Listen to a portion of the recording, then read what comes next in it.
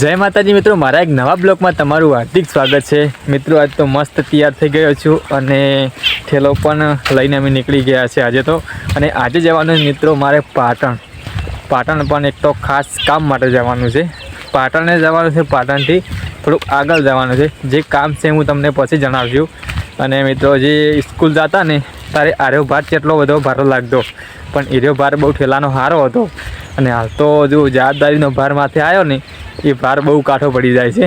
અને અમે ચલો હવે નીકળી રહ્યા છીએ, 3 જણા છે, હું છું, એક બે મારા ભાઈબંધ છે, અમે 3 જણા નીકળી રહ્યા છે પાટણ।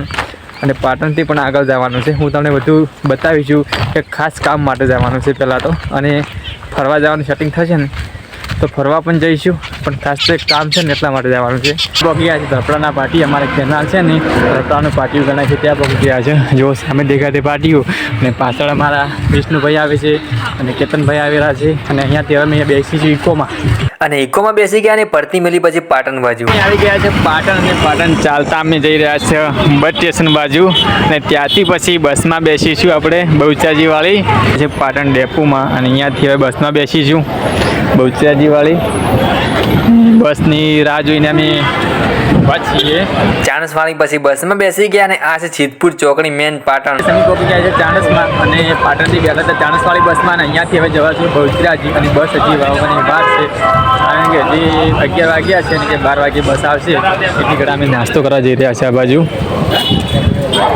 સામે ચાક ગમે ત્યાં નાસ્તો કરીશું। આવી ગયા છે નાસ્તો કરવા માટે। નાસ્તામાં કંઈ મગાવ્યું છે, પપ મગાવ્યો છે, બીજું તો કોઈ મળતું નહીં ડીસા જેવું કંઈ, આપણે કઢી પકોડા પકવાનની બધું આ બધું ચાણસમાં ચોકડી જવું ઓછી બધી હોટલો પણ કોઈ મળતું નહીં એવું। ડીસા તો ડીસા છે આપણું, શું કરવું એમ કે ડીસા તો ડીસા કહેવાય એમ, ગમે ને તો લારી મળી ગઈ। અહીંયા તો હજી ફરતા પેલી વાત કહેવાય આવ્યા તો હજી લારી કોઈ મળતી નહીં, લારી તો મળી છે હવે ગયો છે પપ ખાઈ લેવો પડશે, ભૂખ વગી લાગી છે એટલે આમ તો લાગી સોસ નો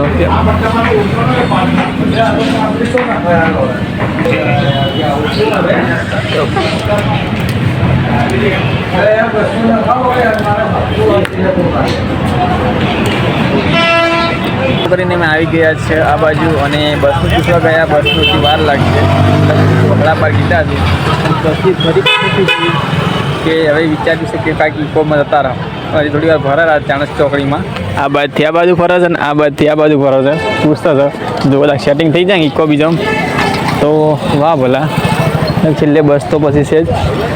આ ના કરી પછી ઇકોમાં બેસી ગયા। ઇકોમાં બેસવાનો વારો મારો છેલ્લે આવ્યો, કે હું છેલ્લે બેઠો હતો અને જો આ સર્કલ છે ભાઈ ચાણસવાળું। આવી ગયા છે બસ રાજ્ય ઇકોમાં આવ્યા હતા, અને બસના કોઈ ઠેકાણા અંદા કે એટલે પછી ઇકોમાં બેસવું પડ્યું।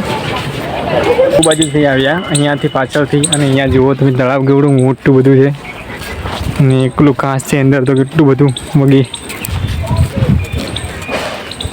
અમે આવી ગયા છે બહુચરાજી માતાજીના મંદિરે, ફાઇનલી આવ્યું સામે મંદિર,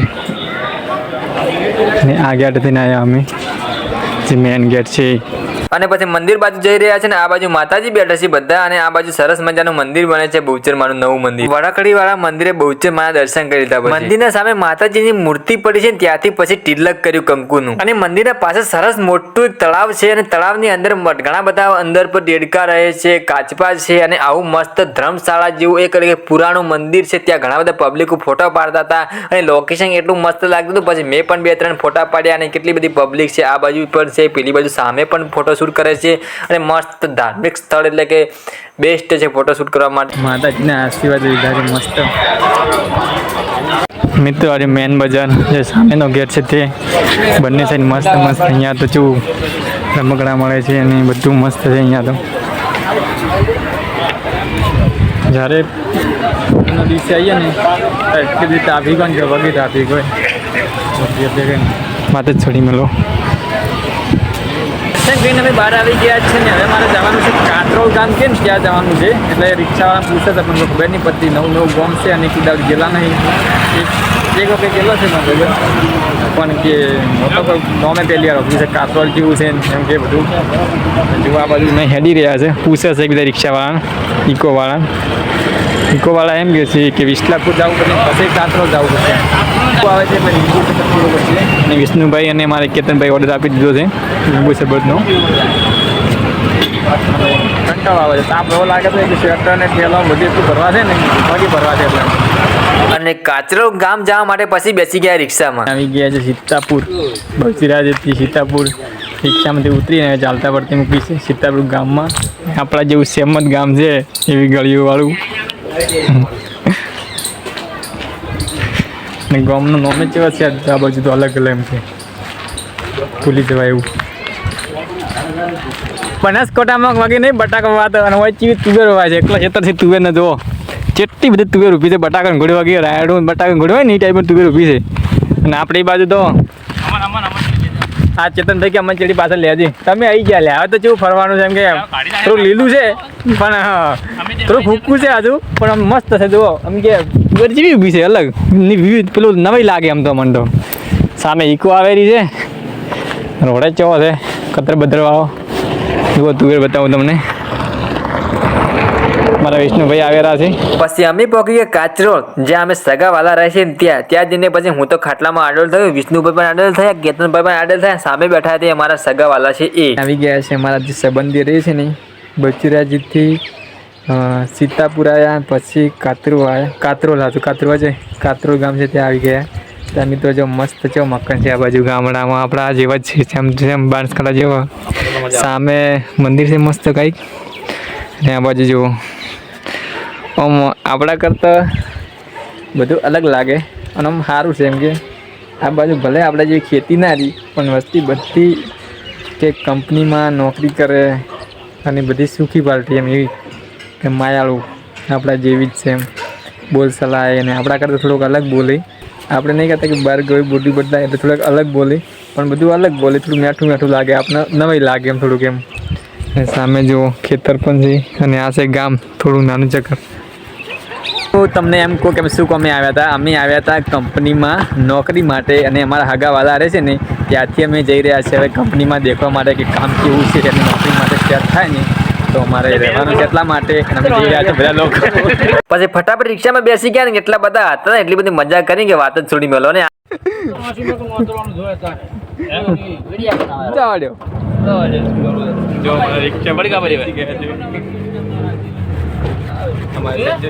વિષ્ણુભાઈ જતનભાઈ મસાલો બનાવેલા છે માવો.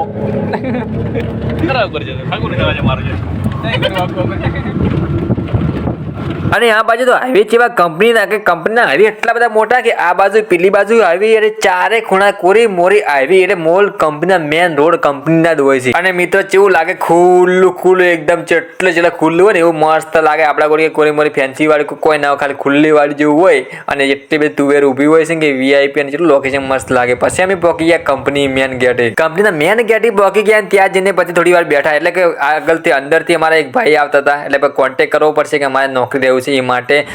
ગાઈઝ અમે પહોંચી ગયા છે જ્યાં કંપની છે ત્યાં જુઓ સામે છે કંપની. આ છે કંપની. અમે કંપની જોવા ગયા હતા અને કંપની જોઈને આવ્યા અને પાછા અમે આવી ગયા કાતરવા ગામ કોક છે ને કેવું કોક કામ છે ત્યાં આવી ગયા. તો મને નહીં આવડતું એટલે આમ કંપની તો કોમ બધું રેડી જ દેખાતું હતું કે બધું લોટિંગવાળું નહોતું. કેમ કે આમ પગાર સારો છે એ પ્રમાણે કે કોમ તો હશે એવું એટલે કે આવા તો સારું છે. આવી ગયા ને તો કે સારું છે કમાઈ જાય એમ કે વ્યવસ્થિત છે. અમે અમારા જે સંબંધી રહેશે ને એક તેમના ઘેર રોકાવાનું છે આજે રાતે. એ બહુ સેવા કરે છે. આમ તો ઓળખીને એટલી બધી નહીં પણ થોડીક એ ઓળખીને છે તો એમ કે જેટલો મન ભાવ અમે ખાલી રિક્ષા કરીને સ્પેશિયલ જઈને અને બહુ પ્રેમ ભાવ આપે છે. અને આપણે નહીં કહેતા કે લોકો અમુક દયાળુ હોય એટલે ખરેખર કે પ્રેમ ભાવ મળે આપણે. અહીંયા મસ્ત બાબાજીનું મંદિર છે રામાપીરનું જુઓ. અને હવે ચલો મળીશું બીજા બ્લોગમાં અને બાય અને અમે મસ્ત રીતે ખાઈ લઈશું પી લઈશું અને ચલો સુઈ જઈશું બાય.